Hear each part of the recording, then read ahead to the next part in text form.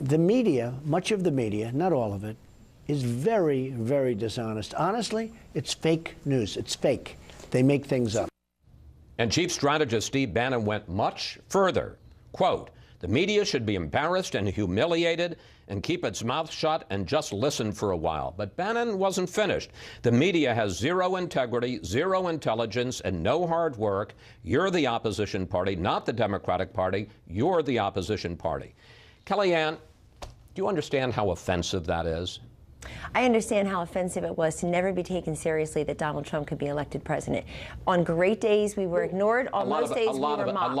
A lot of us reported on it fairly, and that's a different issue. No. It is the issue because it extends into this presidency, Chris. You can't put a piece of tissue paper between the way Donald Trump was covered as the Republican candidate, the Republican nominee, the president-elect, and the president. It's all the same.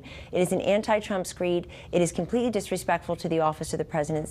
Why? Look at what happened this week. Nobody's interested in learning the policies. It's just I've been asking you about policies today. I asked you about the vetting. I asked you about Mexico. Yes, I asked you about the Supreme Court. All of those are legitimate questions. Yes, are they not every network and every print outlet is created equally in this. But if you read people's Twitter feeds, that crap would never pass editorial muster in a newspaper or on your TV show on your network here, nor should it.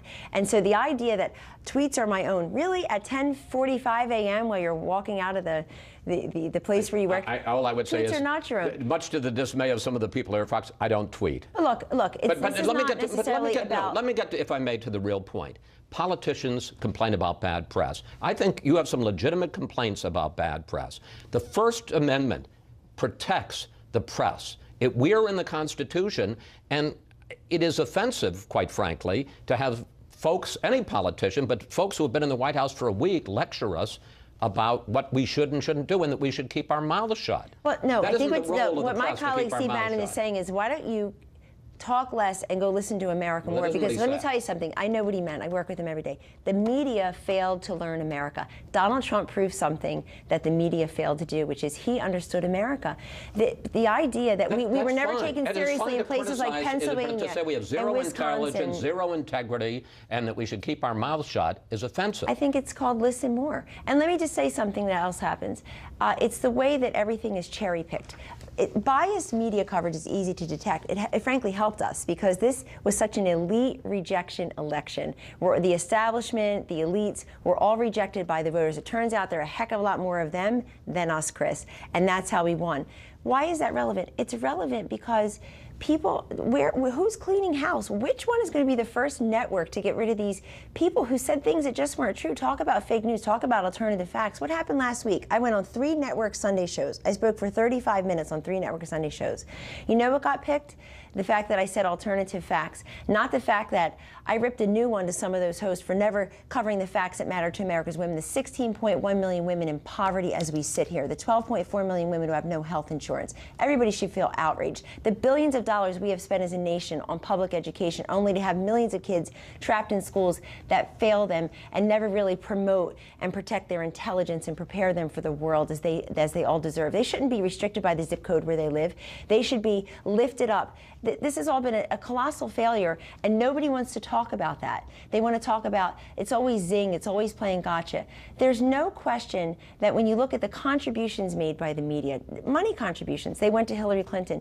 We have all the headlines. People should feel embarrassed. Not one network person has been let go. Not one silly political analyst and pundit who talked smack all day long about Donald Trump has been let go. They're on panels every Sunday. They're on cable news every day. Who's the first editorial writer? Where's the first blogger that will be let go that embarrassed his or her outlets? We know all their names. I'm too polite to call them out by name, but they know who they are, and they're all wondering why I'd be the first to go.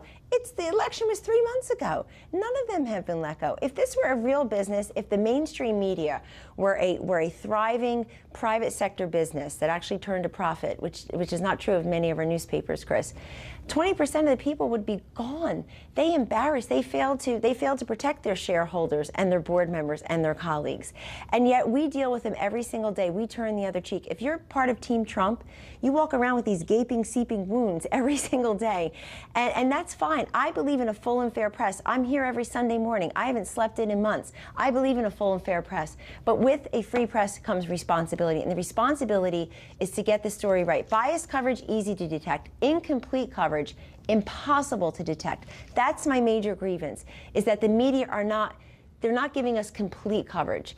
President Trump has signed all these executive orders this week. He's met with these heads of state. He's done so many things to stimulate the economy, to boost wages, to create jobs. Where's the coverage? Kellyanne, we're going to have to leave Thanks it there. for having me.